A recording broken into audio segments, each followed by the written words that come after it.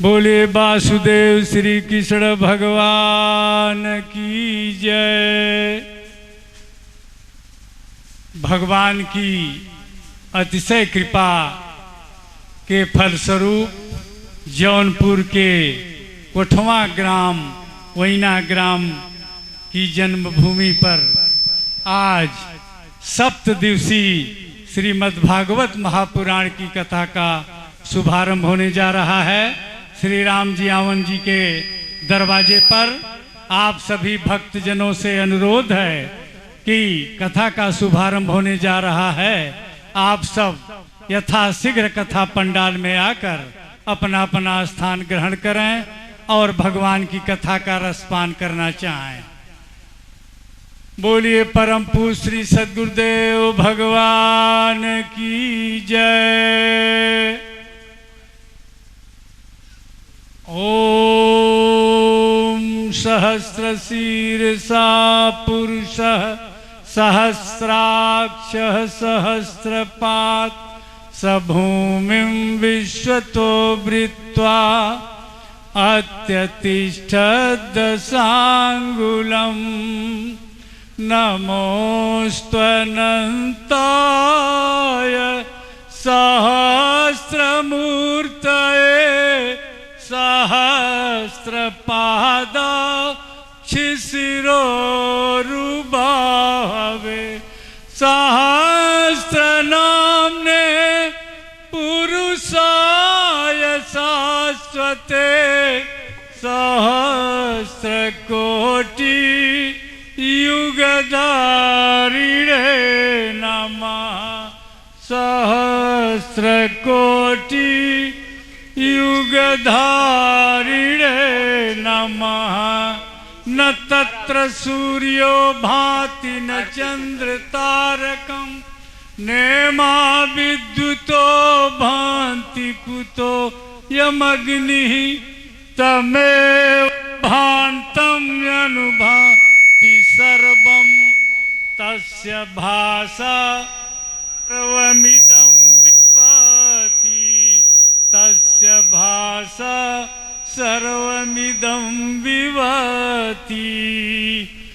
आरति अति पावन पुराण की धर्म भक्ति विज्ञान खान की महापुराण भागवत निरमल सुख मुख विगलित निगमक फल परमानंद सुधार समय कल लीला रति रस रस निधान की आरती अति पावन पुराण की धर्म भक्ति विज्ञान खान की कलिमल मथनी त्रिताप निवारिणी जन्म मृत्यु भय भव भय हारिणी सेवत सतत सकल सुखकारिणी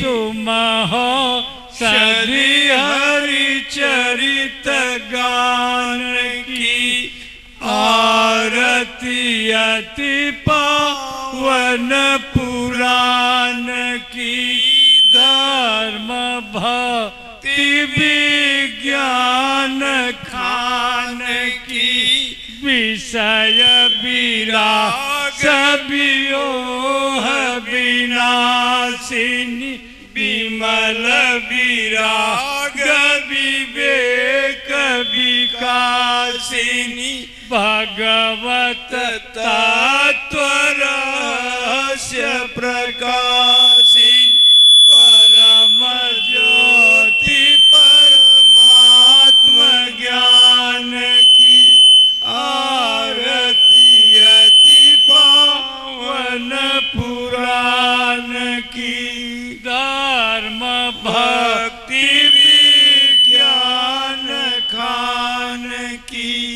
परमहंस मुनि मन उल्लासिनी रसिक हृदय रस रास विलासिनी मुक्ति भक्ति रति प्रेम सुदासिनी कथाय की जन प्रिय सुजान की आरती अति पावन पुराण की धर्म भक्ति विज्ञान खान की।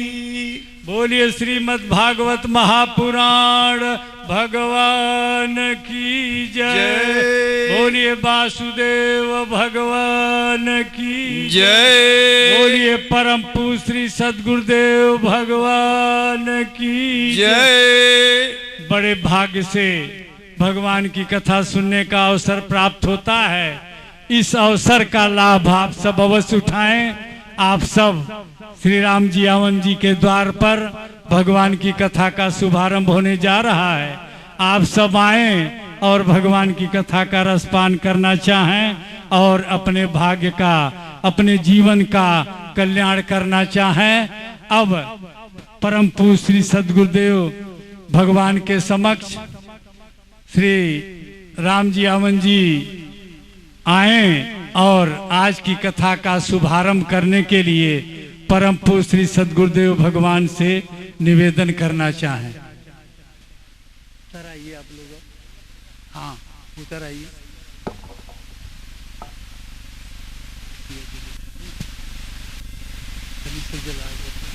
खींच के ऊपर नारायणं नमस्कृत्य नरं चैव नरोत्तमं देवीं सरस्वतीं व्यासं ततो जयमुदीरयेत्।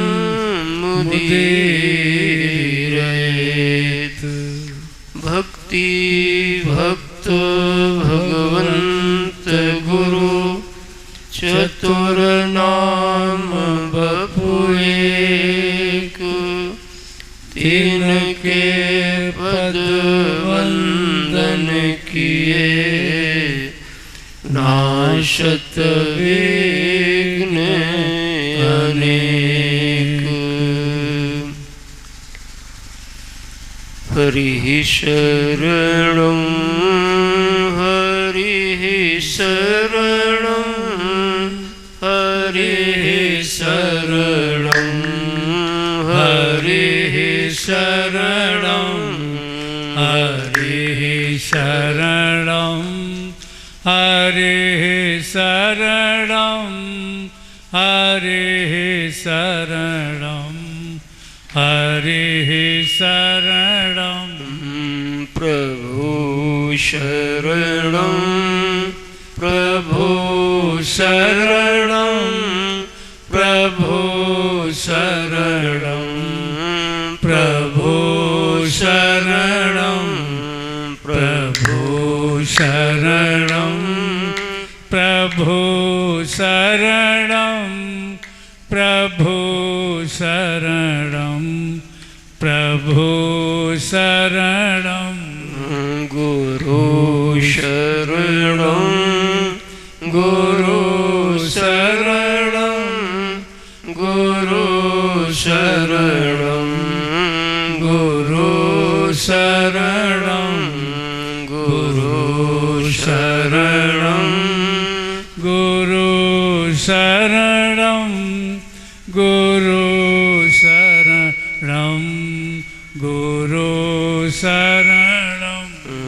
हरिः शरणं हरिः शरणं हरिः शरणं हरिः शरणं हरिः शरणं हरिः शरणं हरिः शरणं हरिः शरणं।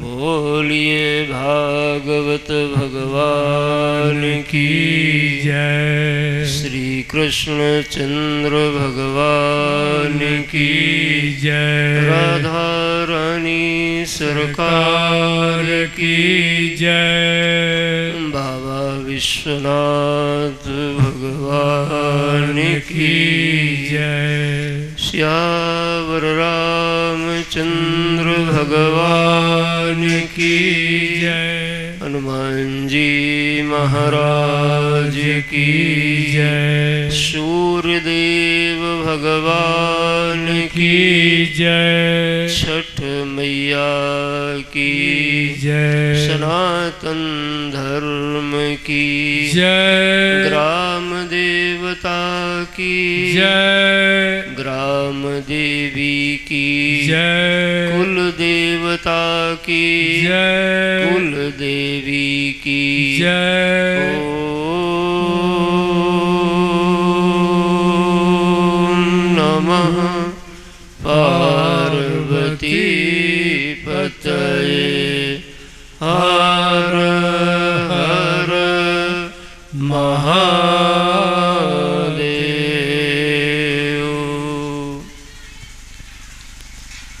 भगवान आनंद कंद सच्चिदानंद श्री कृष्ण प्रभु की महती अनुकंपा से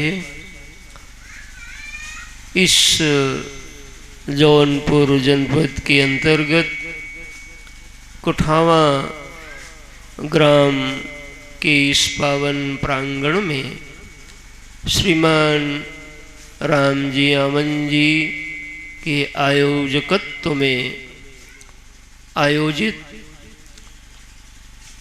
उनके पूज्य पिताश्री राम किशोर जी, उनकी प्रिया भार्या श्रीमती प्रेमा देवी जी और उनके प्यारे पुत्र डॉक्टर सिद्धार्थ कुमार जी के नेतृत्व में यह सप्तदिवसीय भागवत कथा ज्ञान गंगा आपके गांव में आपके द्वार पर न जाने कितने जीवनों के पुण्य के परिपाक से प्रवाहित होने का यह शुभ घड़ी आई है। आप सब इस मंगलमयी घड़ी का अनुभव करते हुए एक बार करतल ध्वनि से भगवान को प्रणाम करिए, धन्यवाद करिए। हम आप एक गंगा मैया जहाँ बहती हैं वहाँ जाकर के स्नान करना पड़ता है, और एक ये कथा गंगा है कि इनको यदि श्रद्धा भक्ति से बुलाया जाए तो हमारे लिए हमारे गांव हमारे घर में चली आती हैं। ध्यान दो, ऐसी माँ गंगा में यदि जीव अवगाहन कर ले तो जीव का ही नहीं, जीव के 21 पीढ़ियों का कल्याण भगवान की कथा से हो जाया करता है। प्रेमा जी दिख नहीं रही, थोड़ा पीछे सरक के बैठो, हम देखें तो। हाँ, पति जी के साथ आप भी बैठो। हाँ, उधर चेयर ले लो या गद्दा उधर कर लो। आप सब भी बड़ा प्रेम से बैठिए और थोड़ा मुस्कराइए कि आप भगवान की कथा में हैं। जो व्यवस्था आदि में लगे लोग हैं उनसे निवेदन है कि कथा के पूर्व व्यवस्था कर लो, कथा के समय केवल कथा सुनिए, क्योंकि इस सौभाग्य के लिए न जाने कितने पुण्यों का यह योजना भगवान ने बनाया है। हम आपसे अनेक बातें करेंगे, शास्त्र के वह रहस्य, शास्त्र के वह अमृत वचन हम आप समझेंगे। आज पहला दिवस है, इसलिए सबसे पहले आप अपने मन मस्तिष्क को इस विचार की ओर ले जाइए कि जीवन में आप पाना क्या चाहते थे उनके लिए बोल रहा हूं जिनका काफी गुजर गया, और सिद्धार्थ का तो गुजरना शुरू हो रहा है। तो जिनका गुजर रहा है वो क्या पाना चाहते हैं, और जिनका गुजर रहा है, काफी गुजर गया, वो क्या पाना चाहते थे। लाइफ का गोल क्या है? व्हाट इज गोल? हमारा टारगेट क्या है? हम एक भैंस पैदा होती है और बेचारी खूंटे पे ही घास खा के, उसके भी पड़वा पड़िया होते हैं, है ना, पति और सब, उसका भी बड़ा सब होता है। आगे आइए दादाजी आप, हाँ पीछे से आप देखो, इस सभा में बहुत श्रद्धा से कथा सुन रहे हैं। वक्ता की नज़र में श्रोता आ जाते हैं जिनके अंदर भक्ति होती है। अच्छा, एक बार तालियों से स्वागत करिए पिताजी का। वाह, हम तो कथा कहने भी आए हैं और हम आपको भगवान की ओर, उनकी महिमा को, उनकी चीज़ों को और आप सबका दर्शन भी करने आए हैं। आज हम कोई बहुत गंभीर वार्ता नहीं करेंगे, सरल बातों की ओर चलेंगे। पहला प्रश्न कि हमारे जीवन का गोल क्या है, हमारे जीवन का प्राप्तव्य क्या है, लक्ष्य क्या है। कथा सुना होगा ना, क्या कारण होने जा रही? कथा। कथा माने होता है कैसे।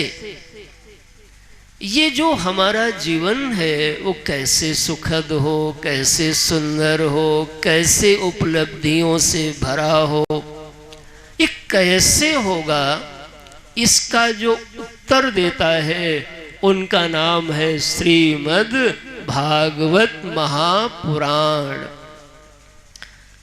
कई बार हमारे जीवन में गोल ही नहीं कोई होता है, लक्ष्य ही नहीं होता है। जैसे एक पशु का उससे पूछा जाए कि आपका क्या लक्ष्य है, तो उसका बस शायद केवल इतना ही लक्ष्य है कि घास खा लेना है और गोबर आदि कर लेना है। बच्चे अच्छे हो जाते हैं और एक दिन जीवन खूंटा पे ही आया, खूंटा पे ही खत्म हो गया। ठीक है लाला, छेड़ना नहीं, आप सब शांति से बैठो। आपके हृदय में विराजमान हमारे प्रभु जब प्रसन्न हो जाएंगे तो समझ लो आज की छठी मैया प्रसन्न हो गई हो। ऐसा भाव से आप सब लोग विराजिए महाराज। हमारा लक्ष्य क्या है? हम जब विचार करेंगे तो पहले लगता है कि जो हमारे पास होता नहीं वही हमें लक्ष्य दिखता है। तो जो तुम्हारे पास नहीं है अगर वही लक्ष्य है तो उसको मिल जाने के बाद तुम्हारा जीवन धन्य हो जाता है क्या? तो कहा महाराज धन्य तो नहीं होता है, चीजें तो मिल जाती हैं प्रयास करने पे। थोड़ा हम आपको दर्शन कराते हैं। जैसे मान लिया कोई कक्षा 5 में पढ़ रहा है तो उसका मन है कि मैं कक्षा 5 पास हो जाऊं, बड़ी मेहनत करता है, तो कुछ नहीं भी होते, कुछ पास हो जाते हैं। तो जैसे ही कक्षा 5 पास हो गए तो तुम्हारा जीवन धन्य हो जाता है? नहीं, जैसे ही कक्षा 5 पास कर लेते हो तो तुम्हारा कक्षा 5 का पास करना, यह जो लक्ष्य था, जो साध्य था, वो साधन बन जाता है और कक्षा 6 साध्य बन जाता है। आज मेरी पूरी वार्ता का पहला प्रश्न है कि जीवन का फाइनल साध्य, फाइनल गोल, अल्टीमेट गोल क्या है, इस पर विचार करो। तब आपको शास्त्र की, सदगुरु की और मानव जीवन की महिमा समझ में आएगी। ये भागवत कथा नाचने गाने या कुछ और करने का मैदान नहीं, ये जीवन को जगाने का विद्यालय है प्यारे। ये वो रसायन की प्रयोगशाला है जहाँ पे मोह ममता और अनेकानेक दोषों से जो मनुष्य युक्त होकर के दुखी घूमता है, उसको दिव्य क्लीन करके और सुंदरतम भगवान की महिमा से उसको ओत प्रोत करके और अमृतत्व की प्राप्ति हो जाए, यही भगवान की कथा का फल है। तो देखो, जो चीज नहीं है जब तक नहीं मिलती, अब मैं आपसे आशा करूंगा थोड़ा बोलोगे, जितना समझाया हूं उतना ही। तो जो मिल जाता है जब तक नहीं मिला तब तक वो साध्य दिखता है, और जैसे ही मिल जाता है वैसे ही वो साध्यन बन जाता है। दृष्टांत क्या लिया? कक्षा 5 का पास करना। नहीं पास हो पाए तो पास हो जाएं, ये साध्य है, और पास हो गए तो कक्षा 6 का क्या बन गया? कक्षा 5 पास करना साधन बन गया। अब इसको लंबा कर लो, ग्रेजुएट हो गए, हाई स्कूल, सब धीरे धीरे पढ़ाई लिखाई कर लिया। तो पढ़ाई लिखाई कर लिया तो इति अलम, कहा नहीं नहीं अब मैं जरा पीएचडी कर लूं। अच्छा वो भी कर लो तो हो गया सब। तो कहा नहीं, अब मेरी, अब देखो पढ़ाई अभी तक नहीं थी तो साध्य थी, और पढ़ लिए तो पढ़ाई हो गई साधन। अब क्या हो जाए? एक लुगाई हो जाए। विवाह विवाह हुआ कि नहीं सिद्धार्थ का, कि बहू वहू मैं खोजूं कहीं? अच्छा चलो वो भी खोजने का काम हम ही करते हैं महाराज। तो देखो पढ़ाई नहीं किया तब तक क्या बनी? साध्य, और जैसे ही पढ़ लिया तो वो क्या बन गया? साधन बन गया। अब देखो, अब पढ़ाई साधन हो गई और विवाह साध्य हो गया। एक दिन गए और हमारे राम जी वामन जी और प्रेमा जी के साथ 7 भावरे डाल के ले आए इनके पिताजी। काहे में गए थे? कार में कि पालकी में? पहले पालकी का आनंद था, अब तुम लोगों को नहीं मिलेगी पालकी, कितने बड़े डॉक्टर बन जाओ, कार में ही बैठोगे। पुराने लोग कितना आनंद आता था पालकी में महाराज, यूं एक दिन का बादशाह होता था, बड़ा उसकी इज्जत होती थी भाई। तो अब देखो विवाह हो गया साध्य और पढ़ाई लिखाई हो गया साधन। अब घर में पत्नी आ गई तो धन्य हो गए क्या? तो कहा नहीं, अब हम दो तो अब कुछ हमारे भी तो हो। तो पहले तो नारा चलता था, बच्चे हो 4 सुखी परिवार, बच्चे हो 4 सुखी परिवार। उसके बाद न जाने कहां से एक नारा आ गया, हम दो हमारे दो। उसके बाद एक नारा आया, शेर का बच्चा एक ही अच्छा। और आजकल नारा आ गया, बच्चा ना बच्ची नींद आए अच्छी। लो महाराज, तो देखो शिफ्ट हो रहा है, बदल रहा है गोल हमारा। अब विवाह हो गया तो बच्चे हो जाएं तो बस हो गया, नहीं नहीं अब ये स्वस्थ रहे, अब ये पढ़ जाए, अब जरा घर बनवा दूं, बहू आएगी कहाँ रहेगी। देखो आप बदल रहा है। हमारा आज की कथा का पहला प्रश्न है, आप क्या पाने के लिए जीवन पाए हो? क्योंकि बुद्धि बताती है ये प्राप्त करो, वो जब मिल जाता है तो बुद्धि बदल जाती है, ये बड़ी बेवफा है।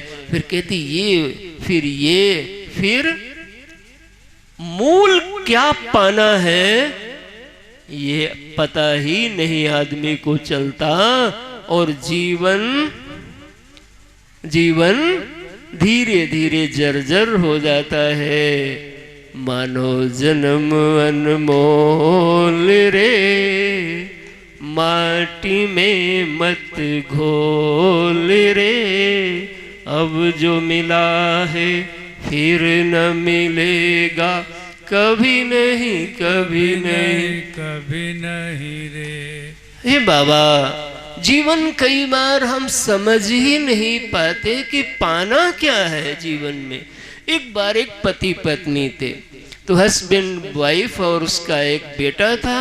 तो गौवा में अगिया ताप रहा था, हो कौरा, कौरा डॉक्टर साहब ठीक बोला हूं मैं? कौरा, तो कौरवा तो बिगड़ जाएगा, कौरा ताप रहा था। आज हमें तो गजब तब हो गया जब ये हमारे सचिव जी हमारे साथ आए तो ये कहे हवा मिलेगी, हवा। मैं डर गया, मैंने कहा भैया कहाँ ले जा रहे हो? तो हम बड़ी दिमाग में जोर डाले तो समझ में आया कि हवा के लिए, गाड़ी में हवा डलाने के लिए तो बता रहे हवा मिलेगी। तो हम नीचे को ऊपर तक देख रहे थे कि देखो भाई कैसी अलग अलग प्यारी भाषा है, हवा मिलेगी उधर गुरुजी।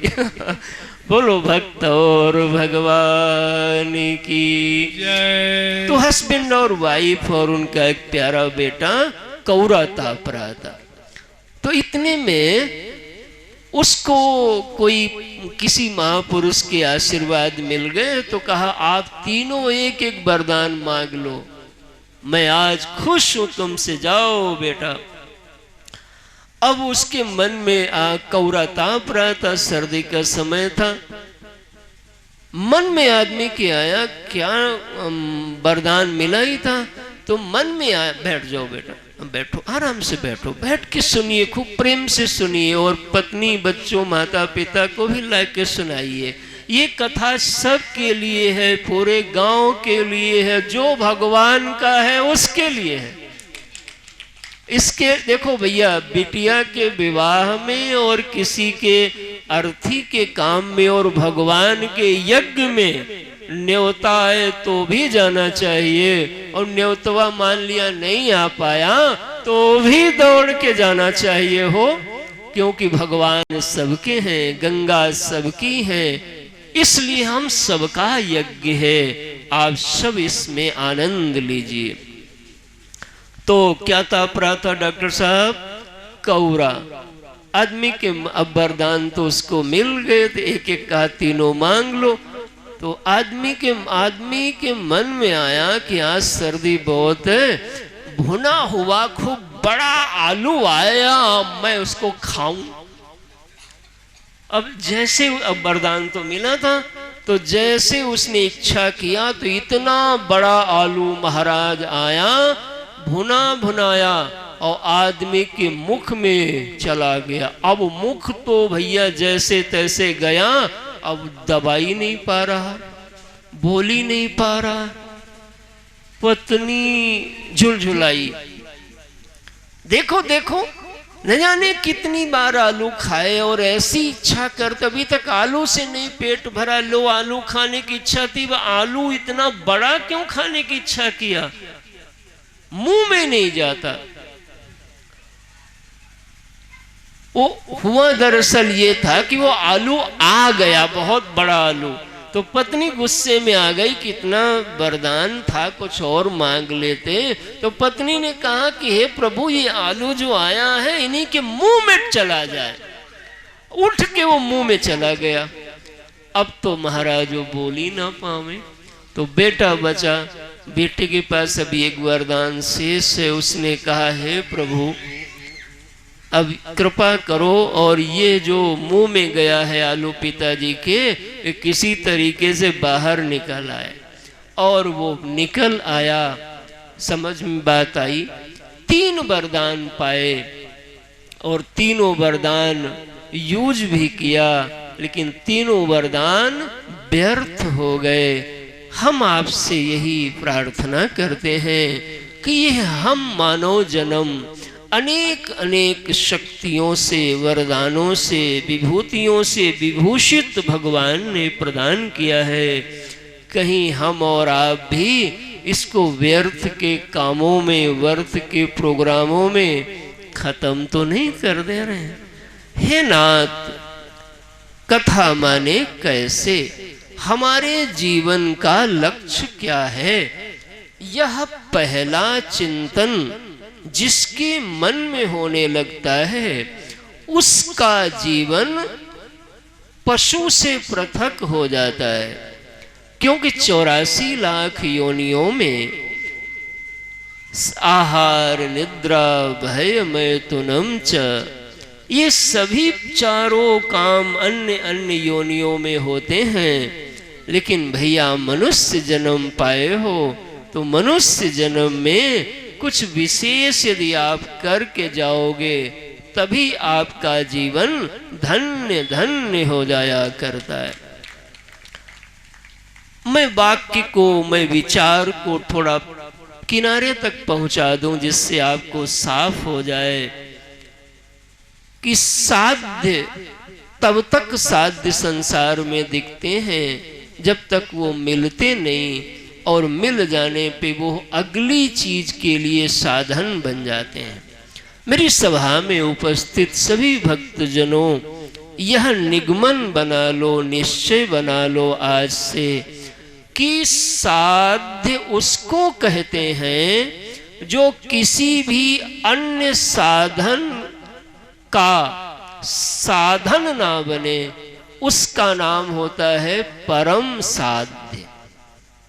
यानी ऐसा साध्य जिसको पाने के बाद अब और कुछ पाने की जरूरत न रह जाए, उसका नाम होगा परम साध्य। और जिसको पाने के बाद फिर और कुछ पाना रह जाए, वो साध्य सब कह सकते हो, छोटे छोटे साध्य हैं, लेकिन फाइनल साध्य, मूल वह लक्ष्य है जिसको पाने के बाद अन्य कुछ पाना न रह जाए। भक्तजनों, ये बड़े गंभीर विचार हैं, हम उनमें अभी आपको बहुत नहीं ले चलेंगे आज प्रथम दिवस से, लेकिन व्यास के नाते हम आपके साथ न्याय करें, इसलिए सारी बात कहना समीचीन होगा। अस्तु, दुनिया में जितना भी कुछ प्राप्त करोगे वो प्राप्त होने के बाद ये बताएगा कि ये प्राप्त अब और करो। घर बना लिया तो चाहे जितना बढ़िया घर बना लो, कुछ न कुछ टूट फूट लगी रहती, कहीं नल खराब, कहीं बिजली खराब, कहीं ये खराब, कहीं वो। कितनी बढ़िया देह पा जाओ, कहीं यहाँ दर्द, कहीं वहां दर्द। संसार में कुछ भी ऐसा नहीं है प्यारे जिसको पा करके फिर और कुछ पाने की, करने की, जानने की जरूरत न रह जाए। हे भक्तजनों, एक चीज है जिसको पाने के बाद फिर और कुछ पाने की जरूरत नहीं रहती है, उसका नाम है भगवान। उसका नाम है, बोलो, भगवान। तो पूछोगे भगवान कहाँ मिलेंगे? तो देखो, जब हम उनको, उस सत्ता को षडैश्वर्य के साथ में बताते हैं तब उनका नाम भगवान होता है। और उसी सत्ता को जब हम वैयक्तिक जीवन में, व्यक्तिगत जीवन में बताते हैं तो उसी सत्ता का नाम आत्मा होती है। अच्छा, आत्मा आपके पास है कि नहीं? देखो, कोई ऐसा, अच्छा हम कहें भगवान है कि नहीं तो शायद आपका कुछ कंफ्यूजन हो सकता है, लेकिन मैं कहूं आत्मा तो कहोगे नहीं नहीं मेरे अंदर भी आत्मा है भाई। देखो आप, तो जिसको आप वैयक्तिकता में आत्मा आत्मा समझ रहे हो, वही समष्टि ऐश्वर्य के संदर्भ में भगवान कहलाते हैं। और समष्टि आत्मा ऐसा नहीं होता। समष्टि आत्मा मैं समझाने के लिए बोलता हूँ, आत्मा तो अद्वय है, लेकिन समझने के लिए बोल दो कि जब व्यक्तिगत जीवन में बताना होता है तो आत्मा शब्द का प्रयोग किया जाता है, और जब सब में बताने का प्रयास किया जाता है तब परमात्मा शब्द का प्रयोग किया जाता है। तो तुम यानी आत्मा माने तुम, आत्मा माने आप कौन है। हे भक्तजनों, जब तक आप दुनिया में, हमारे राम जीवन जी पूर्व सहायक महाप्रबंधक NMDC से रिटायरमेंट हुए, बड़ा काम किया, बड़ा पद किया, लेकिन देखो मिला और पद एक दिन बोलो बोलो बोलो छूट गया। जवानी आई, छूट गई। अनेक अप्स एंड डाउन हुए होंगे, उतार चढ़ाव आए होंगे, लेकिन वो कभी दुख आया होगा, ठहरा क्या, चला गया। कभी सुख आया, ठहरा क्या, बोलो। लेकिन एक चीज है जो कभी नहीं गई, वो तुम हो।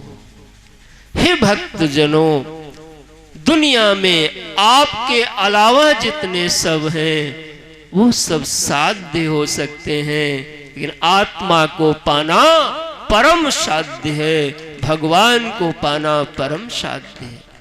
यदि आपने कुर्सी, मेज, चटाई, दवाई पा भी लिया, तो आदमी के सामने ही जिन बच्चों को पाल के सोचता है मेरा नाम करेगा रोशन, उन्हीं के घर के बच्चे बच्चियां ऐसा नाम रोशन करती हैं कि आदमी सिसवा में मुंह नहीं देखना चाहता। इसलिए इस माया के खेल से प्यारे बचो।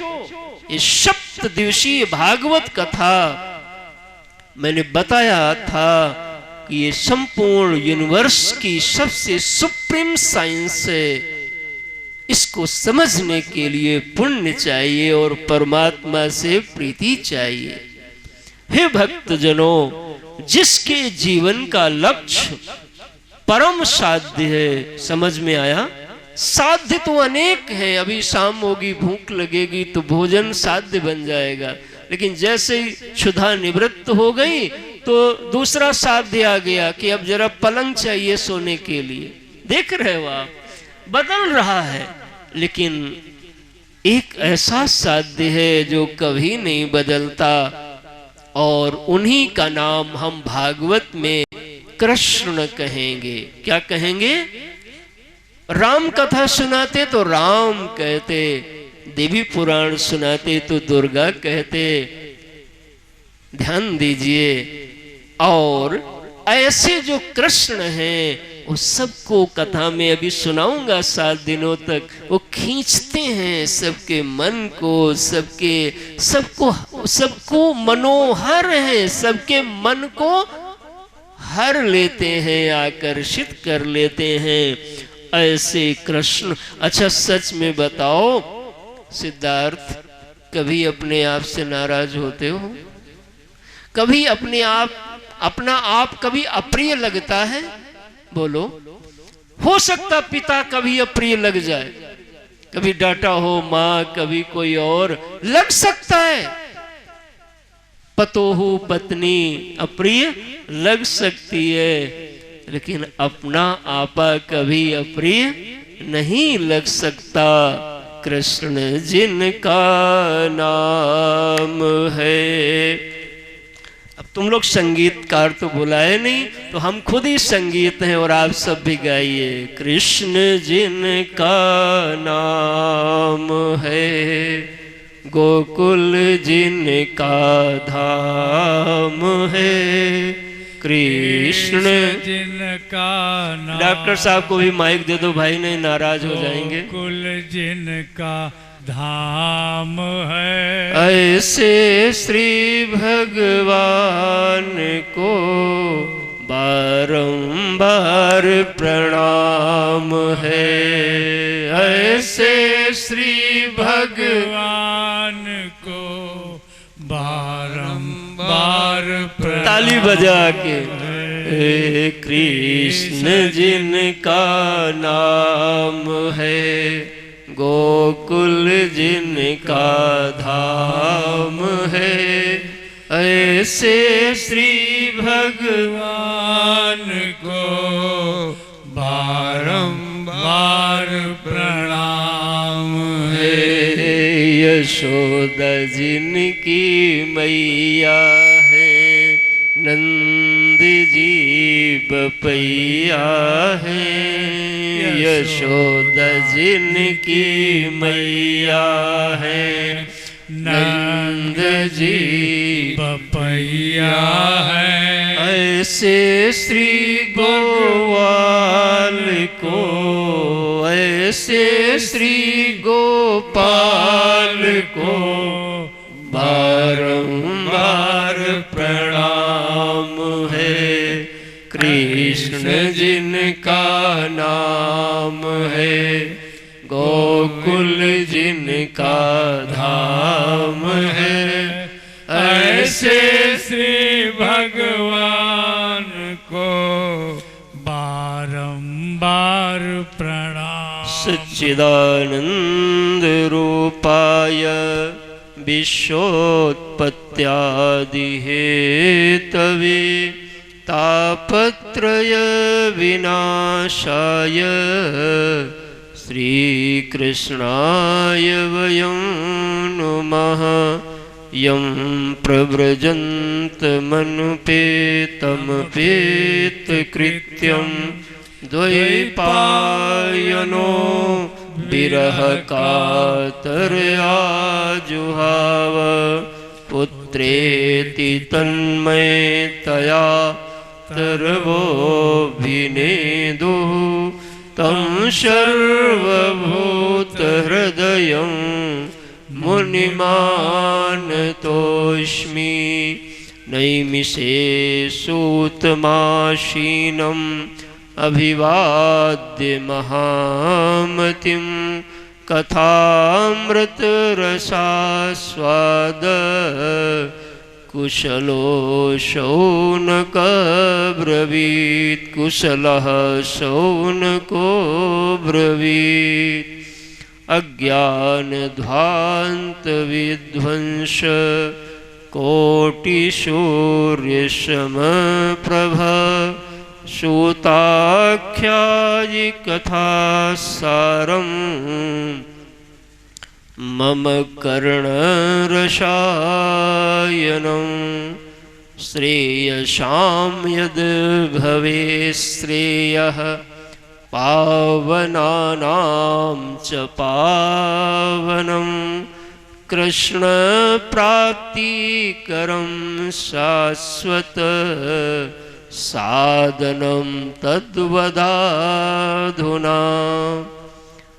एतस्मात् परं किञ्चिन् मनहि शुद्ध्यै न वेद्यते। जन्मान्तरे भवेत् पुण्यं, तदा भागवतं लभेत्। लोकविग्रह मुक्तस्य नारदस्य स्थिरस्य च, विधिश्रवे कुतः प्रीतिः। संयोगः कुत्र तैः सह। भक्तजनों,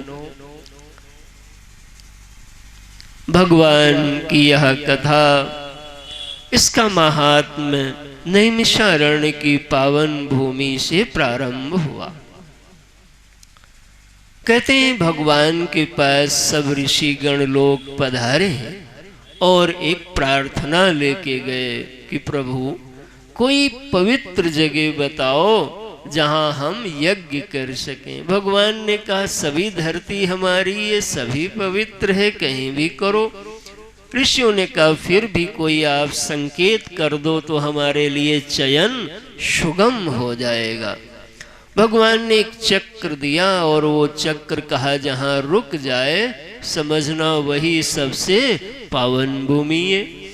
अब चक्र आगे चला, पीछे पीछे देवता गण ऋषि गण सब चल पड़े। चलते चलते सीतापुर जिले में नैमिषारण्य की भूमि में गया और उसकी नेमी टूट गई, सीधे पाताल चला गया। ऋषि ने सोचा अब कहाँ हम जाएं, अरण्य है, गोमती का तट है, सोचा यहीं पे यज्ञ किया जाए। पहला इसका अर्थ क्या है कि हम सबको भगवान ने मन रूपी चक्र दिया है। जैसे नींद खुलती है चलना शुरू, चलना इसी के पीछे आंख भागती है, मन भाग रहा है। अब जो तत्वबोध पढ़े बैठे हैं सब इसमें देवता गण हैं, सब विषय हैं, सब भाग, मन के पीछे सब भाग रहा है। कहां तक भागेगा? तो कहा मन ठहर जाए। ये मन ठहरता नहीं, और आप देखिएगा यह त्याग भूमि में ठहरता है। हे भक्तजनों, तुम्हारा मन अगर हमारे इस कोठवा के ग्राम सभा में, इस कथा पंडाल में आके ठहर जाए तो समझना यही सबसे सुंदर भूमि है, और यहीं पे भजन करो। जहां मन ठहर जाए, सामर्थ्य है तो तीर्थ में जाओ, बड़े बड़ी जगह जहां जा सको जाओ, लेकिन सच्चा तीर्थ निर्मल मन है, शुद्ध मन है, शांत मन है। कबीरा मन निर्मल भया, जैसे गंगा नीर, और पाछे पाछे हरि फिरे, कहत कबीर कबीर। सब लोग बैठ गए और शौनकादि ऋषिगण बैठ गए। सूत जी महाराज को व्यासपीठ पर बड़े आदर से उनका अभिनंदन किया, पूजन किया, वंदन किया और श्रद्धा से विराजमान किया। उनके चरणों में बैठ करके प्रश्न पूछा, गुरुदेव हमारा ये अज्ञान का विध्वंस कैसे होगा, आप बताएं। क्योंकि सारे दुखों का जो मूल है वो अज्ञान ही है। दूसरा प्रश्न किया, गुरुदेव हमारे जीवन में भक्ति, ज्ञान और वैराग्य का वर्धन कैसे होगा? भक्ति, ज्ञान, वैराग्य से समन्वित विवेक कैसे बढ़ेगा, आप बताएं। तीसरा प्रश्न किया, माया मोह निराश्य वैष्णवई क्रियते कथम। ये जो वैष्णव जन होते हैं, भगवान के भक्त होते हैं, गुरुदेव ये माया और मोह से किस तरीके से पार हो जाते हैं, वह विधि भी आप हमको बताने की कृपा करें, जिससे मैं भी उसी विधि का अनुश्रवण करके और इस माया के जाल से बच सकूं। आगे कहा, ये जो जीव है वह कलयुग में आसुरी स्वभाव का हो जाता है। इसको कलह प्रिय लगती है, नींद प्रिय लगती है, लेकिन भजन प्रिय नहीं लगता।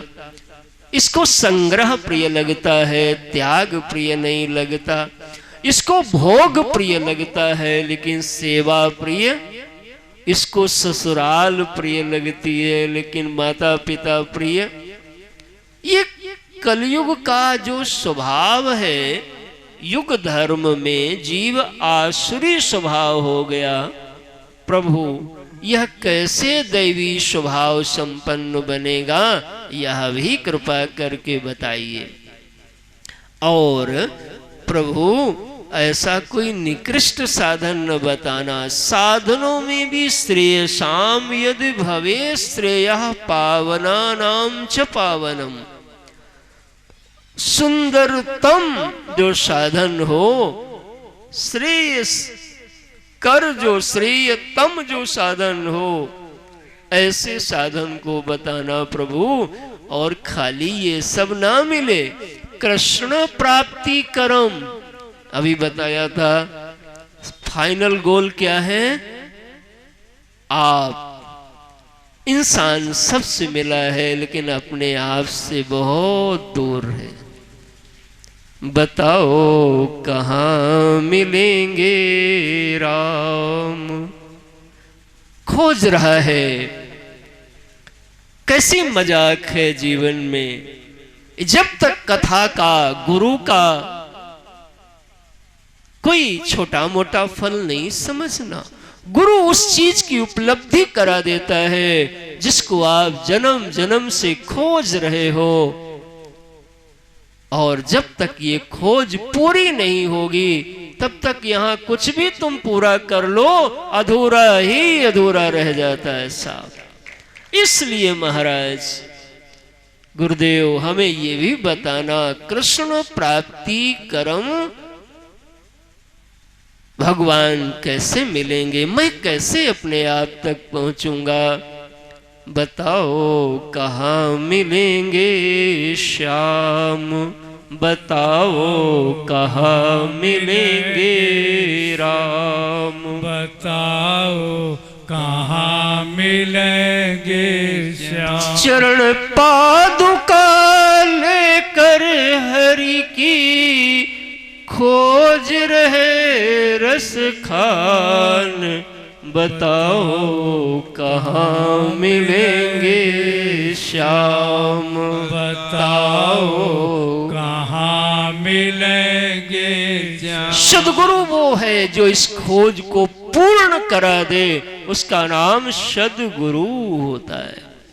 गुरुदेव ऐसा बताना, ऐसे प्रश्न सुन के सूत जी गदगद हो गए और खूब कहा, मैं आपको सर्व सिद्धांत संपन्न संसार भयनाशनम, ऐसा सुंदर तुम्हें सिद्धांतों से सर्वश्रेष्ठ सिद्धांत, शास्त्र का जो सर्वार्थ है, वेद का जो सर्वार्थ है, वेद का जो तात्पर्य है, उसको मैं आपको प्रदान करूंगा और इसको धारण करते ही संसार का भय समाप्त हो जाता है और काल का ये जो सब आपने मांगी थी चीजें, ये सब लिस्ट पूरी हो जाती है।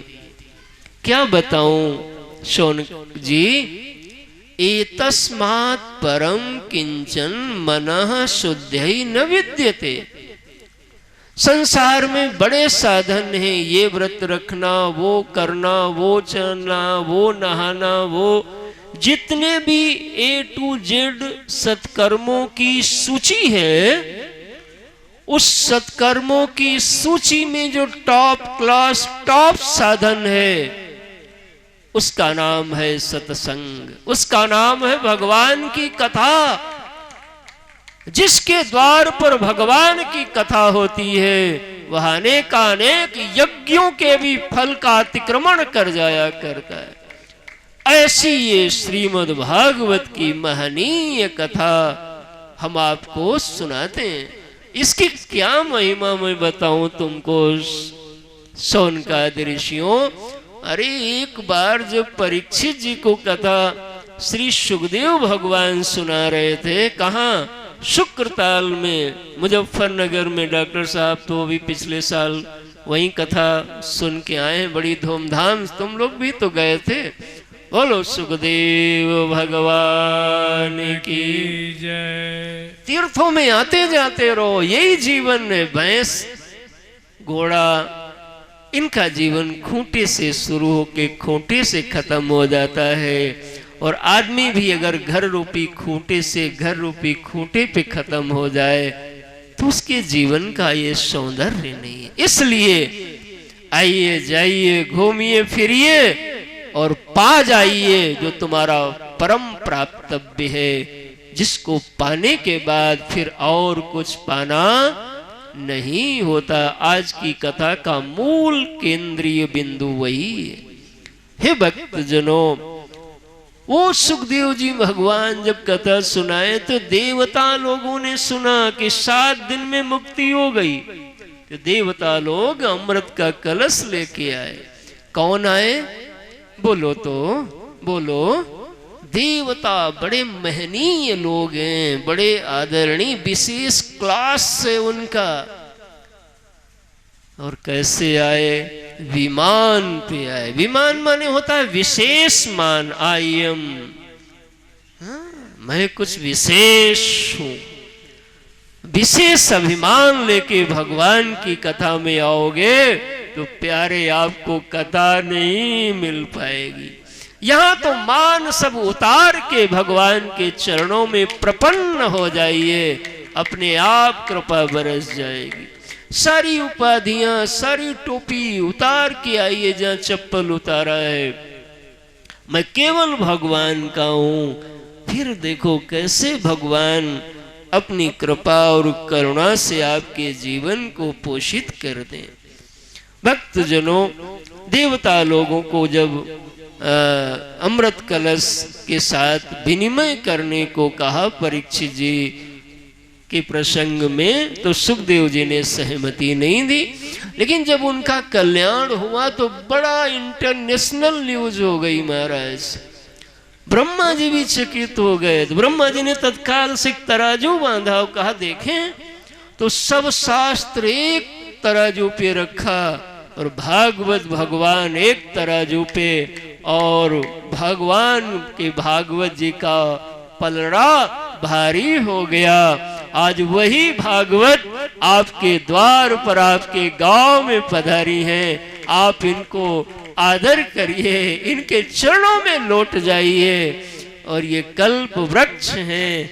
आप मांग भी नहीं पाओगे उतना इनकी कृपा से अपने आप प्रसाद बट जाया करता है। बोलो भागवत भगवान की जय। प्रपन्न पारिजाताय तोत्र वेत्रैकपाणये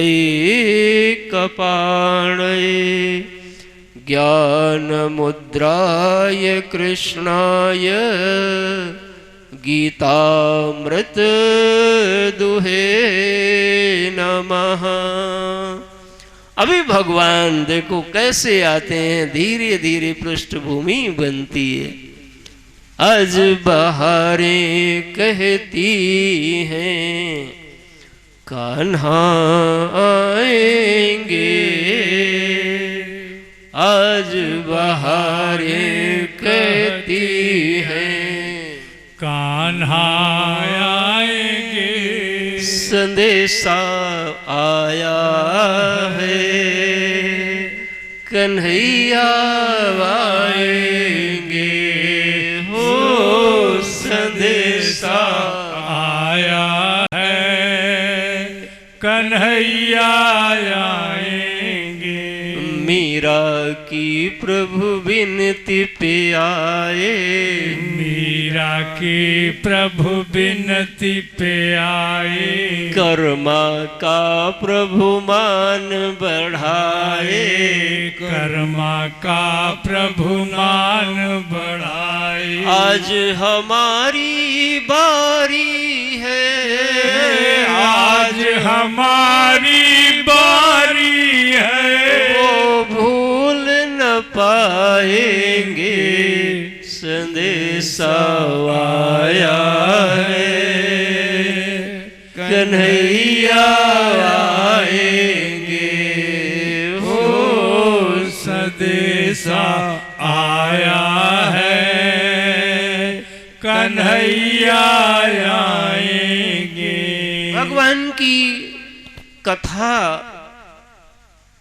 का प्रथम स्कंद के पूर्व महात्म्य के प्रसंग में यह वर्णन किया गया कि जो भगवान की शरण लेता है उसके जीवन में भौतिक दुख, दैविक दुख और आध्यात्मिक दुखों का भगवान उससे मुक्त कर देते हैं। इस दुनिया में कोई कितना भी पावरफुल हो जाए डॉक्टर सिद्धार्थ जी, लेकिन अपनी बाहों के बल से सारे भौतिक दुखों को खत्म बोलो बोलो नहीं कर सकता। President of America Donald Trump भी आजकल बड़ा परेशान है, रशिया के व्लादिमीर पुतिन भी परेशान है। आप इनको देख के ये निगमन कर लो कि जीव में इतना बल नहीं है कि वो भौतिक दुखों से अपने को बचा सके। भौतिक दुख किसको कहते हैं? भौतिक दुख उस दुख को कहते हैं जिस दुख का कारण प्रत्यक्ष होता है। हम जानते हैं इस चीज से दुख आ रहा है, लेकिन दूर नहीं कर पाते। खुद सोच लो महाराज, मैं काठमांडू पशुपति भगवान का दर्शन करने, ये घटना बहुत पुरानी हो गई लेकिन बार बार स्मरण आ जाती। तो वहां से इंडिगो की फ्लाइट थी, लखनऊ वापस सो रहे थे। उसमें एक माननीय मंत्री महोदय की, तत्कालीन मंत्री की बहू, वो भी सवार थी और बहू गर्भावस्था में थी। समय जन्म का बालक बच्चे का निकट रहा होगा। शाम की फ्लाइट थी, मुझे स्मरण है, और जैसे ही फ्लाइट वहां से चलने का टाइम हुआ, वहीं से डिले हो गया महाराज। कोई बात नहीं, उसका अगले दिन का नंबर था। और महाराज फ्लाइट चली और जैसे ही ये इधर गोंडा से के आसपास आई, सूचना आ गई कि मौसम बहुत खराब है लखनऊ का, इसलिए फ्लाइट लखनऊ में लैंड नहीं कराई जा सकती, पुनः काठमांडू जाएगी। अब आप बताइए, मंत्री जी की बहू है लेकिन कुछ कर सकती है क्या? उसकी जो व्यवस्था थी वो हम लोगों ने आंखों से दर्शन किया। हे भैया, पहला ये निश्चय बना लो, अरे आदमी अपनी चीज सही करता है तो पतोहू इधर उधर, बिटवा बिटिया पड़ोसिया, न जाने कहां कहां से झमेला निकल आता है हो, और नहीं तो यार दोस्त बिगड़ जाते। इसलिए ये भौतिक दुखों को भी जीव अपने बल से दूर नहीं कर सकता। कोई भगवान की शरण ले ले तो पहला काम उसका बनता है कि भगवान अपनी कृपा से उसके भौतिक दुखों को दूर कर दिया करते। दूसरा दुख है दैविक दुख। दैविक दुख उन दुखों की सूची को कहा जाता है जिनका कारण प्रत्यक्ष नहीं होता बल्कि परोक्ष होता है। हम पढ़ते बहुत हैं, फेल हो जाते हैं, योगा आदि बहुत करते हैं, फिर भी कोई न कोई बीमारी आ जाती। कारण क्या है हम नहीं समझ पाते। बड़ा सब कुछ सही है, फिर भी कुछ न कुछ खुट पुट हो ही करती है। जिसके कारण का ज्ञान नहीं होता वो परोक्ष दुख, और जिसके कारण का ज्ञान होता है वो प्रत्यक्ष दुख कहलाता है। परोक्ष दुख भी इतने हैं कि जीव अपने बल से नहीं कर पाता, और आध्यात्मिक दुख उस दुख को कहा जाता है जिसका कारण ना प्रत्यक्ष है ना परोक्ष है बल्कि अपरोक्ष है, आपके ही भीतर है और आपको ही परेशान कर रहा है। ये भय प्रत्यक्ष है कि परोक्ष? बोलो। ना परोक्ष है ना प्रत्यक्ष है, अपरोक्ष है, हमारे ही दिल में बैठा और हम ही को भयभीत करता है। चिंता कहाँ रहती है? भीतर ही रहती है और हम ही को परेशान करती है। मेरे भक्त जनों, भगवान की कृपा हो जाए तो जीव के जीवन में भौतिक दुख भी धीरे धीरे कम होते हैं, खत्म होते हैं। दैविक दुख भी कम होंगे और आध्यात्मिक दुख भी खत्म होते हैं। इस त्रिताप से जो जीव को बचा लेते हैं उनका नाम भगवान है। तापत्रय विनाशाय, यही तीन वो ताप हैं जिनसे जो बचा सकता है उसी का नाम भगवान है। तापत्रय विनाशाय श्री कृष्णाय वयं नमः। भगवान, ऐसे मैं भगवान को नमस्कार करता हूँ, प्रणाम करता हूँ, जो जीव के, अपने भक्तों के तीनों प्रकारों के तापों को, हाँ थोड़ा बोलो, दूर कर देते हैं। लगे भगवान को कि आप सब बड़े मनोयोग से कथा को श्रवण कर रहे हैं। तो ऐसे भगवान के महात्म की कथा,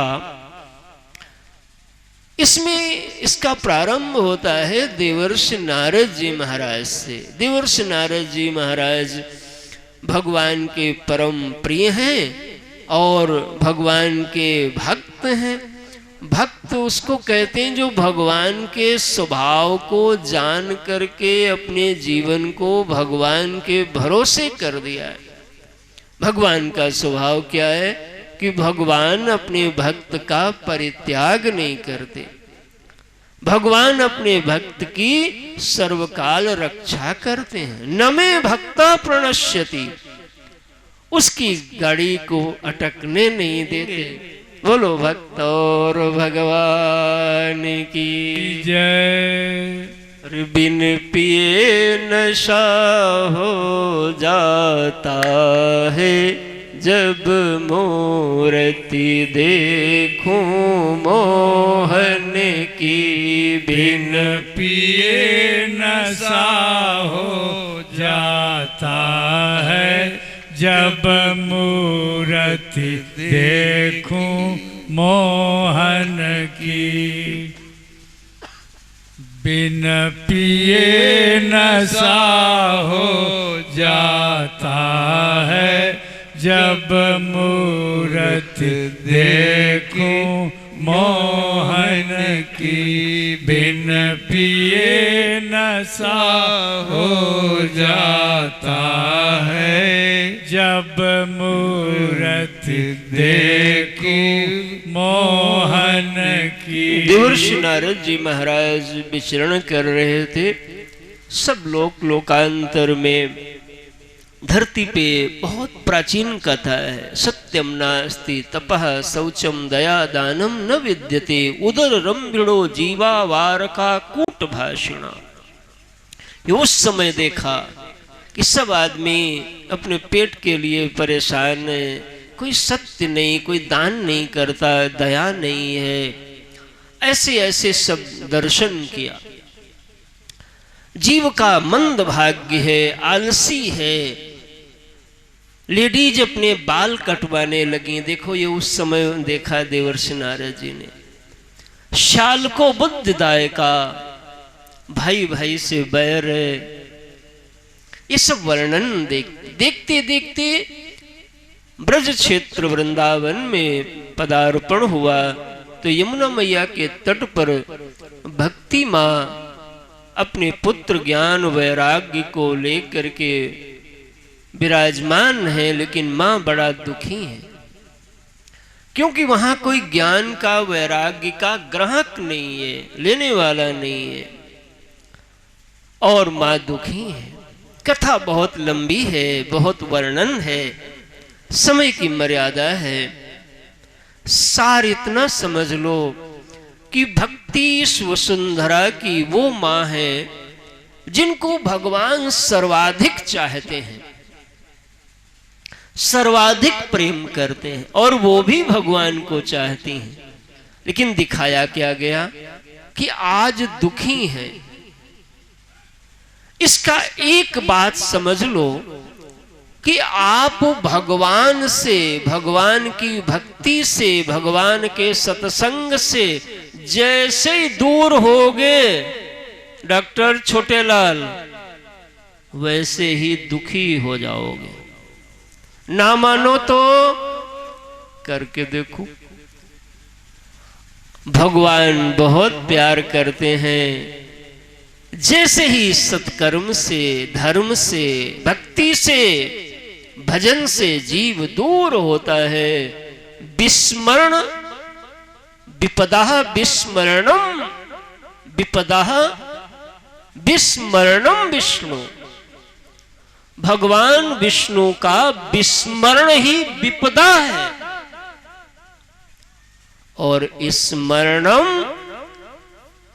सर्व मंगलम, भगवान का स्मरण ये सारे मंगलों का मंगल है महाराज। गोस्वामी जी लिखते हैं कि कह हनुमंत विपति प्रभु सोई, कह हनुमंत विपति प्रभु सोई, जब तब सुमिरन भजन न होई, जब तव सुमिरन भजन न होई। भगवान का भजन ये हमारे दुखों का भंजन करता है, इसलिए भगवान से निकट रहिए, जुड़े रहिए।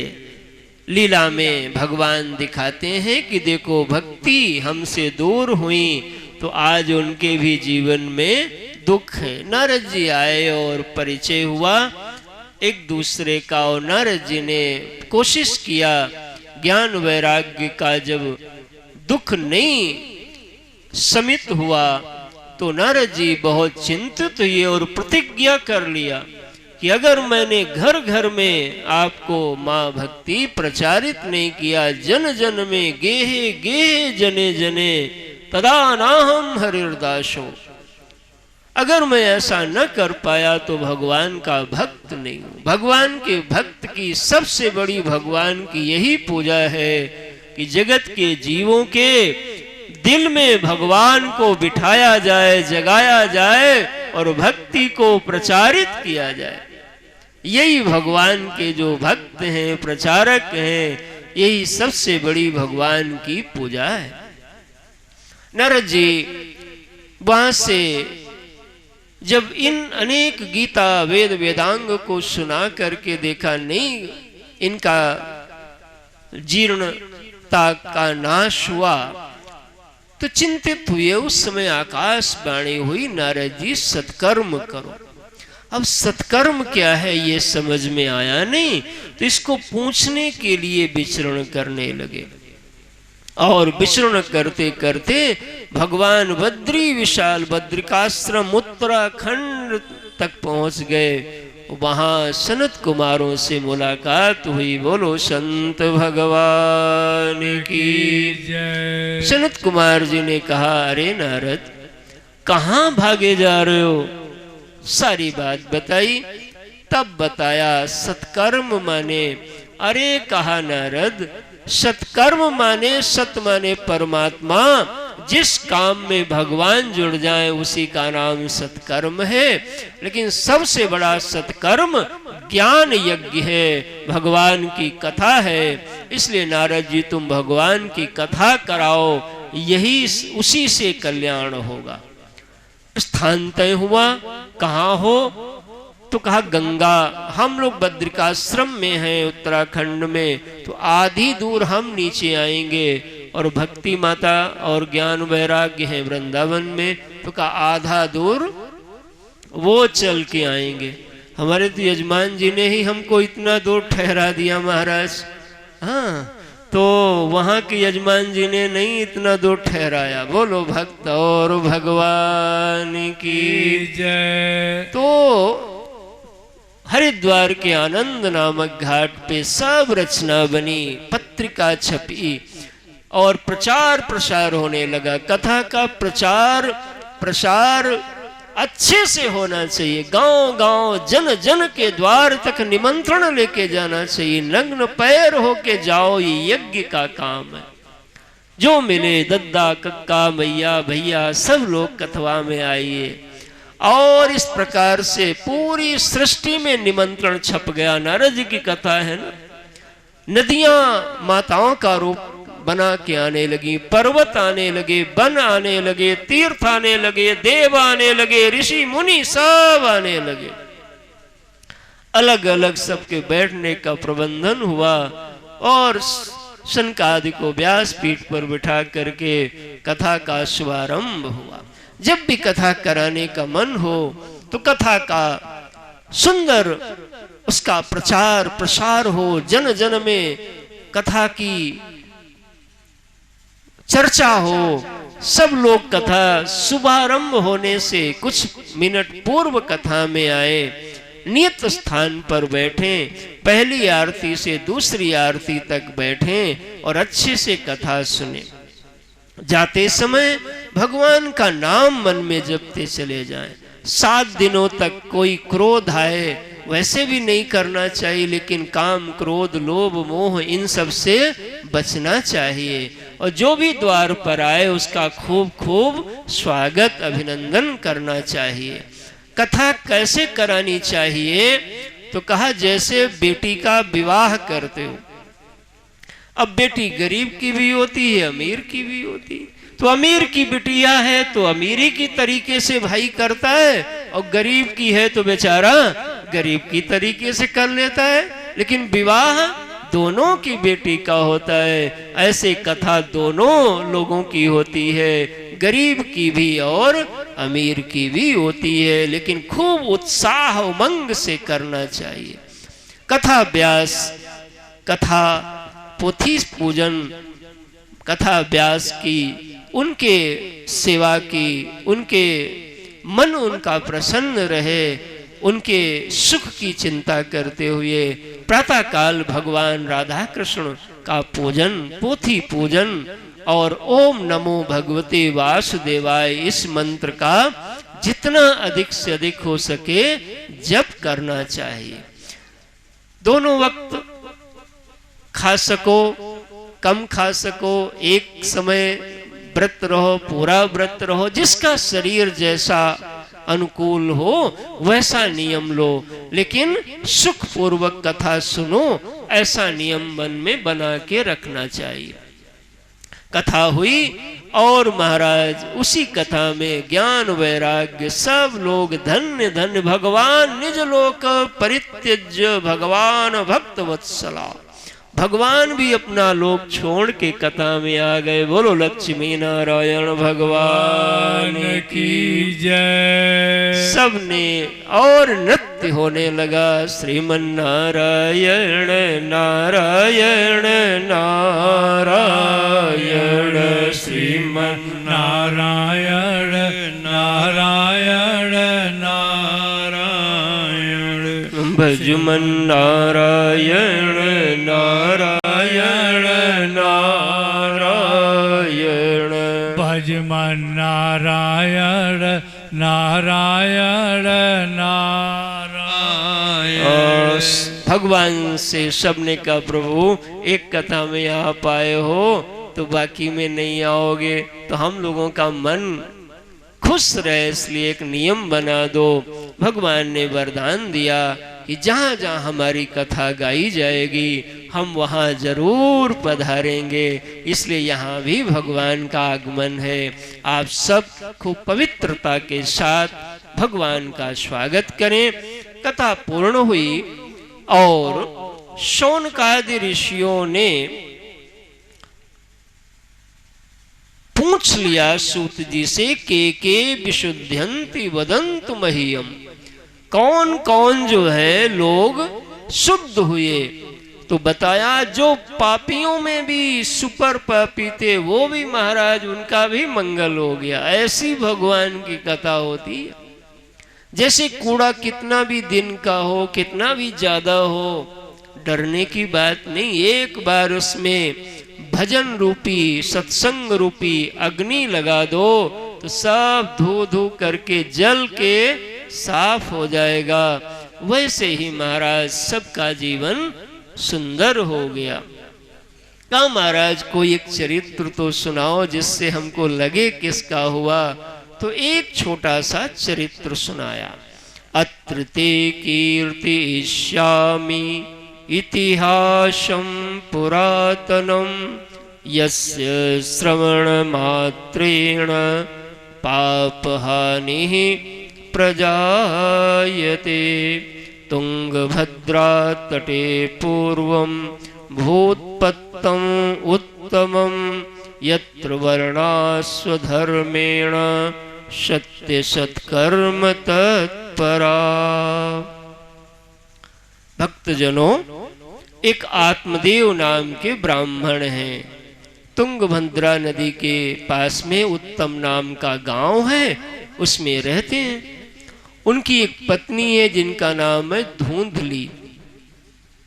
नाम तो याद रहेगा, क्या नाम है? धुंधली। और उनका नाम क्या है? आत्मदेव।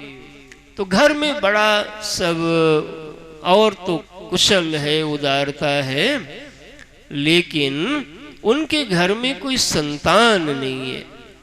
तो एक बार मन में आया कि प्रजा के बिना, संतान के बिना आंगन बड़ा सुना होता है, और मन में ग्लानि आई तो जंगल चले गए। सोचा प्राण छोड़ देंगे। जंगल में एक बाबा जी मिले। उन्होंने कहा, महाराज ऐसा काम क्यों कर रहे हो? तुम्हारे तो मस्तक में लिखा है 7 जन्म तक कोई संतान नहीं होगी, तुमने इतने पूर्व में पाप किए हैं। उन्होंने चरण पकड़ लिया और कहा, महाराज आप अगर हमारे इतने जन्मों को जान सकते हैं तो आप हमारे जन्मों को आप कुछ बदलाव करें जिससे हमारे यहाँ संतान हो। झोली से एक फल निकाला और फल निकाल के कहा, इसको अपनी पत्नी को खिला देना। नियम बताया, ऐसे ऐसे रहे तो एक बालक सुंदर जन्म लेगा। धुंधली तो धुंधली थी, उसने पति का कहना माना नहीं। पति देव आए और कहा, ये फल खा लेना, लेकिन फल तो नहीं खाया और अपनी सहेलियों से सलाह लिया। देखो, आप सलाह किससे लेते हो वैसा ही आपका जीवन बन जाएगा। आपका मार्गदर्शक कौन है? आपका सलाहकार कौन है? 2 मित्र बड़े प्रचलित हुए। एक मित्र है कृष्ण और सुदामा, और एक मित्र ये भी है दुर्योधन और कर्ण। कर्ण का जीवन बड़ा वीरतापूर्ण माना जाता है, लेकिन दुर्योधन की संगति से जो वो सही समझता है वो कभी जीवन में कर नहीं पाया, और जो गलत समझता है उसी को जीवन भर करता रहता है।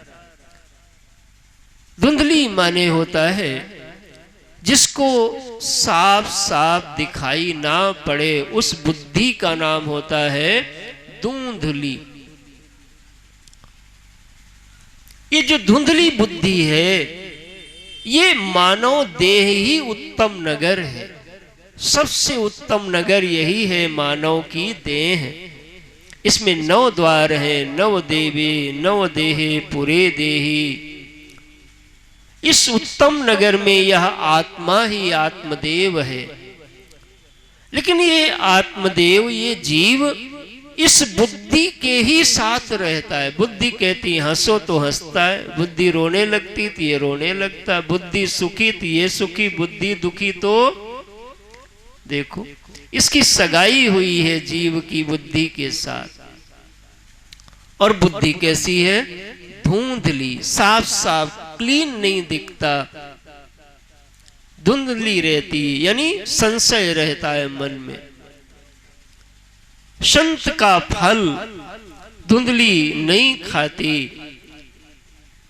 सलाह लिया गलत लोगों, उन्होंने कहा ऐसा मत करना, नहीं खाई। सोचा परीक्षा ले ले। घर में गैया पाली थी, उसको खिला दिया। इसकी एक बहन है, उसके कई बच्चे हैं, वो गरीब है, 60 गांठ हो गई। कहा, देवी हमारे घर में लाला है, वो मैं तुमको दे दूंगी, तुम पैसे दे देना, हमारे पति राजी हो जाएंगे। ऐसे ही हुआ और ढिंढोरा पिटवा दिया कि लाला भयो, लाला भयो। ध्यान रखना, तिकड़म से पाई गई सफलता आपके जीवन को तबाह करके जाएगी। इसलिए गरीबी मंजूर कर लो, लेकिन भैया तिकड़म से बनाया गया तमाशा हमारा जीवन को और गिरा के चला जाता है।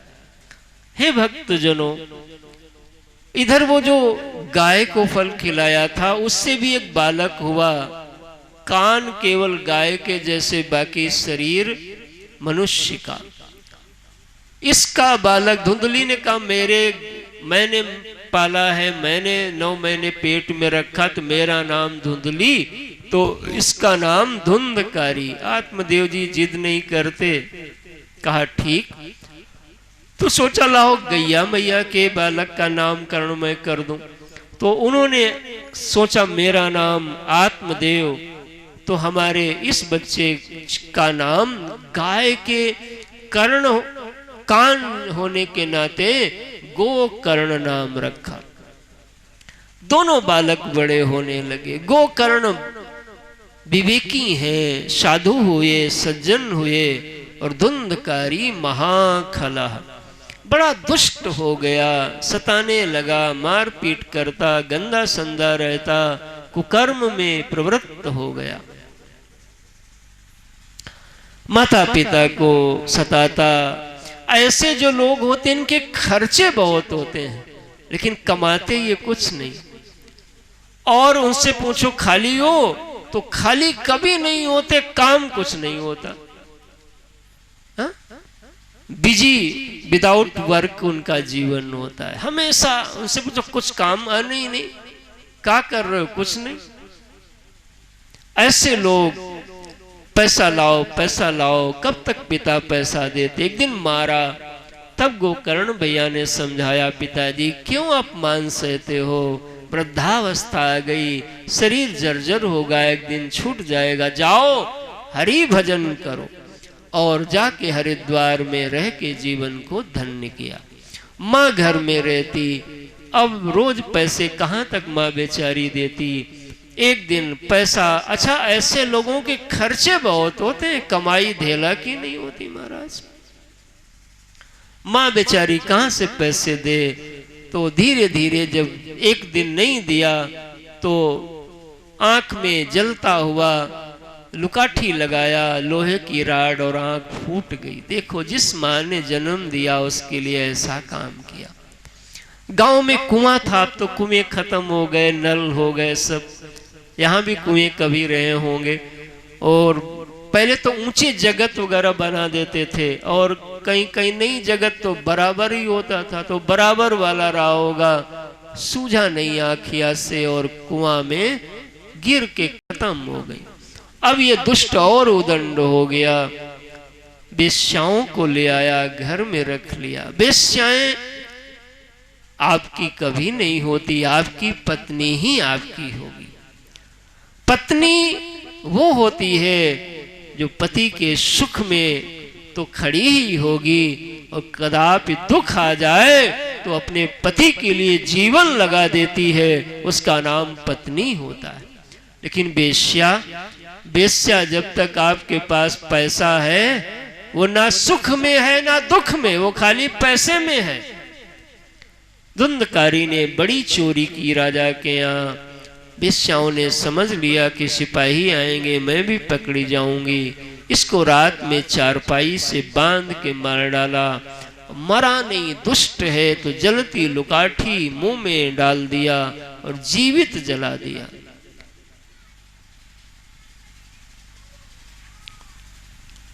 प्रेत बना, अकाल मौत हुई। हे ऋषियों, आध्यात्मिक ताप की निवृत्ति के लिए भक्ति, ज्ञान, वैराग्य ये हृदय में आपके खिल जाएं, ये मैंने वर्णन सुनाया। आत्मदेव के घर में पुत्र नहीं थे, उनके तो नहीं हुए, लेकिन भगवत कृपा हुई तो देखो एक नहीं दो हुए। और धुंधकारी की जीवन गति बिगड़ गई, प्रेत हो गया। हमारे परिवार में किसी की गति बिगड़ गई हो, कोई भटकी हुई आत्मा हो, वह भी श्रीमद् भागवत कथा सुन ले तो उसका भी जीवन तर जाया करता है, ऐसा फल है। गोकर्ण जी घर त्याग दिया था, भटकते हुए एक दिन आए। सबने बताया भैया तुम्हारे यहाँ तो सब बिगड़ गया, सब नाश हो गया। तुम्हारा भाई बड़ा दुष्ट निकला, पिता तो चले गए थे, माँ भी मर गई, तो वापस आए गौवा में, सब लोगों ने तैयारी किया, भैया हमारे यहाँ आ जाओ, हमारे यहाँ आ जाओ, हमारे यहाँ भोजन करो।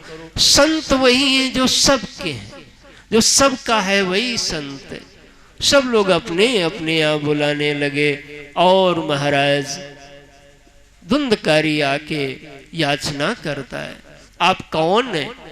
बताया, मैं तुम्हारा भ्राता हूँ, अहम भ्राता त्वदीयोस्मि धुंधकारी नामतः, मैं तुम्हारा भाई हूँ, हमारी ये दुर्गति हो गई गलत कर्मों से, कहा जाओ मुझे विश्राम करने दो। प्रातः काल सूर्य देव की उपासना किया और सूर्य नारायण ने कहा, गोकर्ण, जो काम किसी भी साधन से ना हो पाए वो भगवान की कृपा से होता है, और भगवान की कृपा पाने का साधन है श्रीमद् भागवत महापुराण की कथा का श्रवण करो, सत्संग करो। गांव में सब तैयारी करा दिया, धनी लोग सब लग गए, कोई थोड़ा पैसा दिया, कोई ज्यादा दिया, कुछ किसी ने कहा महाराज जी को रखेंगे अपने यहाँ, किसी ने कहा कपड़ा सेवा करेंगे, कोई कहा माइक लगाएंगे, कोई कहा हम ये तैयारी करेंगे। सब मिल के कथा चालू हुई। 7 गांठों का धुंधकारी के पास शरीर नहीं है, तो सूक्ष्म शरीर के लिए बांस गाड़ा गया, उसमें पोल होती, इसमें आके बैठता। 1 दिन की कथा से 1 गांठ, 7 दिन की कथा से 7 गांठें टूट गईं और धुंधकारी दिव्य रूप में प्रगटा। उसके लिए विमान आया और भगवान के लोक में जाने लगा। तब सब जगत के जीवों को शिक्षा दिया कि देखो भैया, हमने तो अपना जीवन बर्बाद कर लिया, लेकिन हमारा भाई ऐसा लायक निकला कि मेरी गति को सुधार दिया। तुम लोग ऐसा काम नहीं करना। ये जो माता पिता हैं ये धरती के पहले भगवान हैं, इसलिए प्रातः काल उठो तो धरती माँ को प्रणाम करो, भगवान को प्रणाम करो, अपने माता पिता को अवश्य प्रणाम करो, क्योंकि दुनिया में प्रत्यक्ष माता पिता भगवान के स्वरूप हैं। आपको पढ़ाते हैं, पैसा देते हैं, भोजन कराते हैं, प्रेम देते हैं, फिर भी बच्चे माता पिता से कहते हैं कि तुमने हमारे लिए, तो पिता को लगता है कि इसको मैं कैसे लिस्ट बताऊं, क्योंकि मैं पिता हूं। एक दिन रोओगे तुम चीख और पुकार के, माता पिता की अपने फोटो निहार के। एक दिन रोगे अभी है तो चरण छुओ, खिलाओ पुकार के, माता पिता की अपने फोटो निहार के।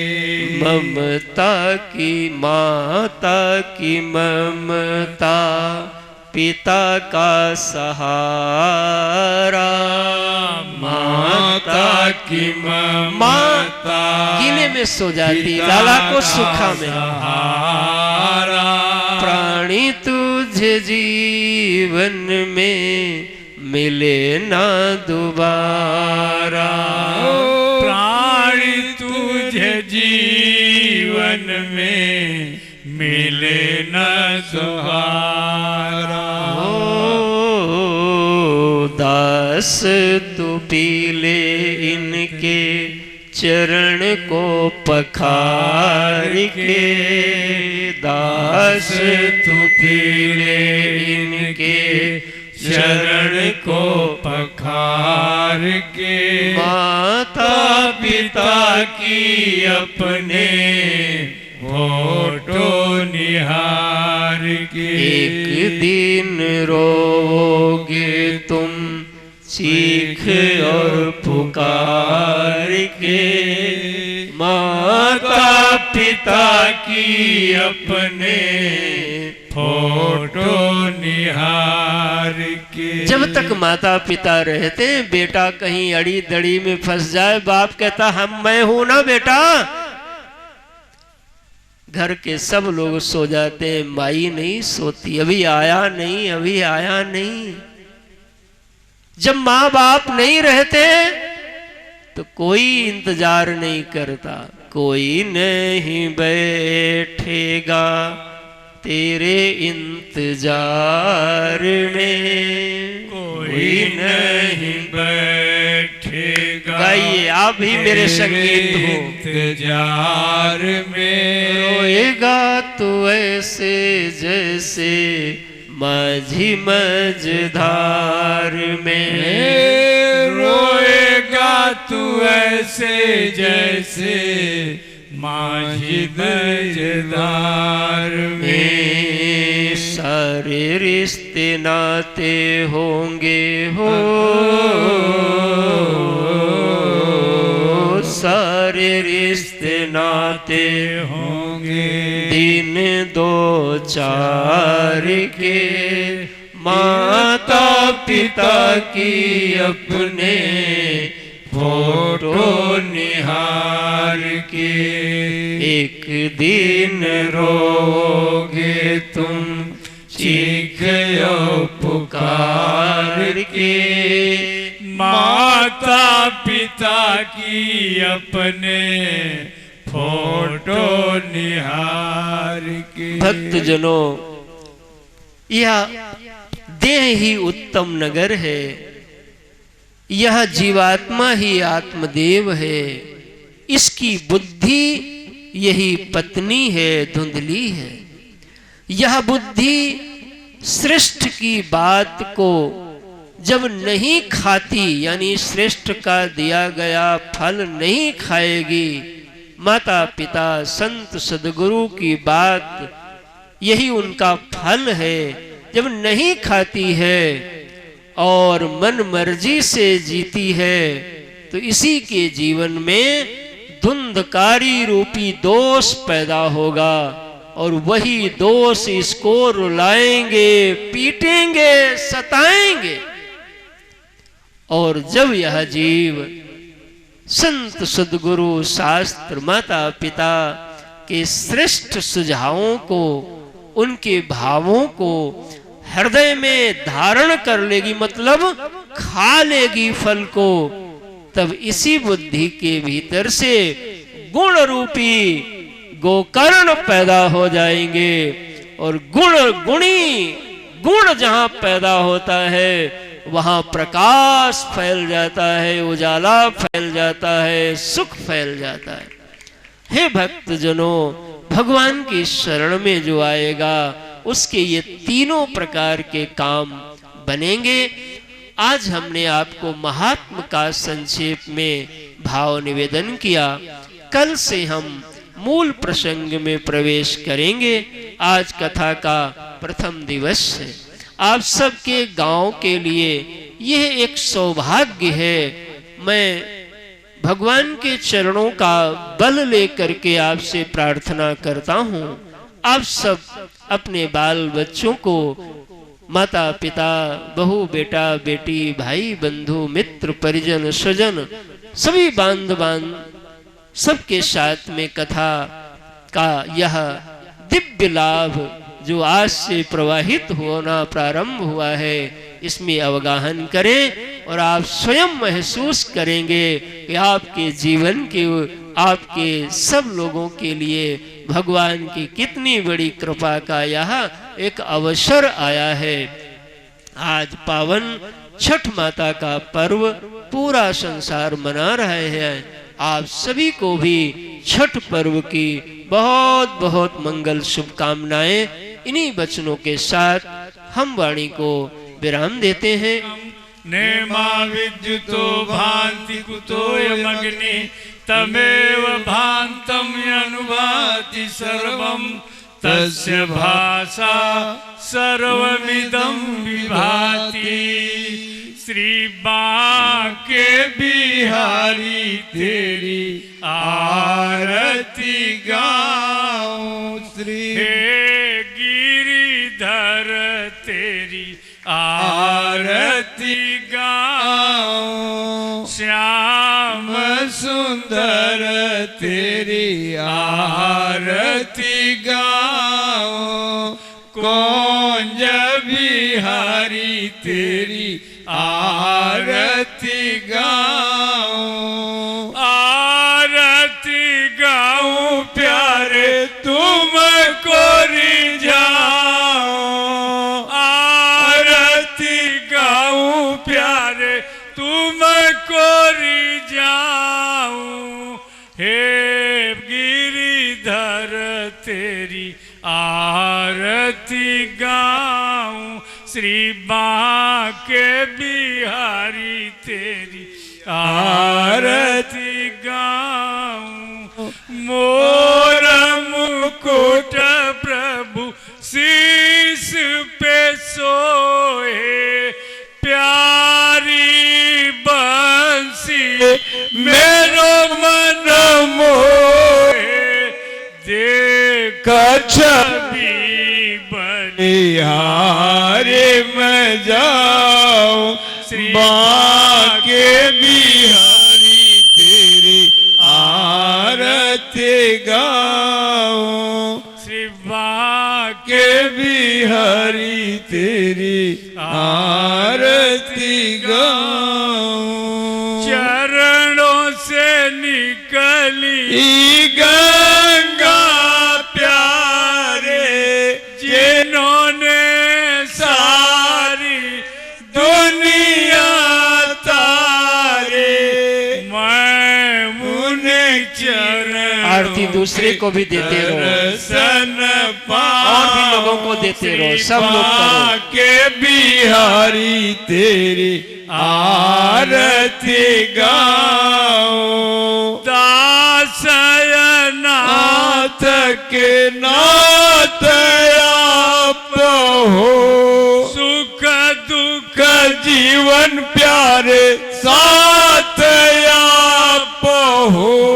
हरि चरणों में शीश झुकाऊं, श्री बांके बिहारी तेरी आरती गाऊं। हे गिरिधर तेरी आरती गाओ। श्री हरिदास के प्यारे तुम हो, मेरे प्राण आधारे तुम हो। देख युगल छवि बलि बलि जाओ, श्री बांके बिहारी तेरी आरती गाओ। हे गिरिधर तेरी आरती गाओ। कर्पूर गौरम करुणावतारम,